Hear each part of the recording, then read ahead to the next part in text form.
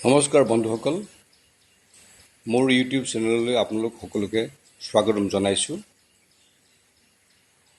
মই এতিয়া অৰণ্যম কাশ্যপ ডাঙৰীয়াই ৰচনা কৰা এটি কবিতা পাঠ কৰিবলৈ আগবাঢ়িছোঁ। কবিতাটিৰ শিৰোনাম বানে ধোৱা Assam.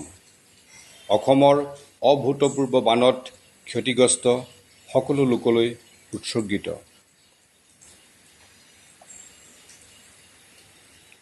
A man can be destroyed but not defeated. Ernest Hemingway.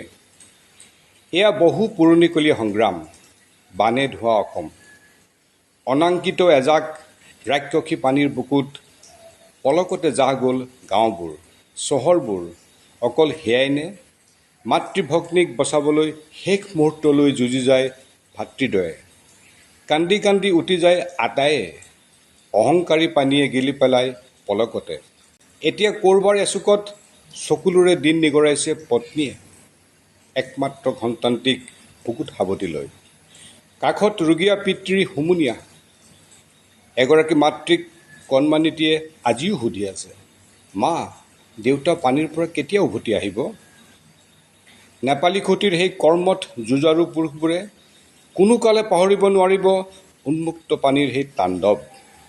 তেওঁলোকে যুঁজিছিল বলীয়া বানৰ সৈতে, তথাপি নোৱাৰিলে পত্নী সন্তানক কালৰূপী ঢৌৰ দংশনৰ পৰা বচাবলৈ।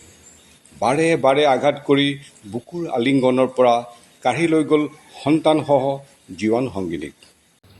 এতিয়া বাৰু কোনে কাৰ চকু পানী মচিব? অকল সেয়াই নে, আৰু বহুতো। পলকতে জহি খহি যায় দুহাতেৰে গঢ়ি তোলা সপোনবোৰ, হেঁপাহৰ ঘৰখন। পলসৰে উপচি পৰিছে বাৰী চোতাল, পিয়াহৰ পানী টুপিও পাবলৈ নাই। এয়া বহু পুৰণিকলীয়া সংগ্ৰাম, বানে ধোৱা অসম।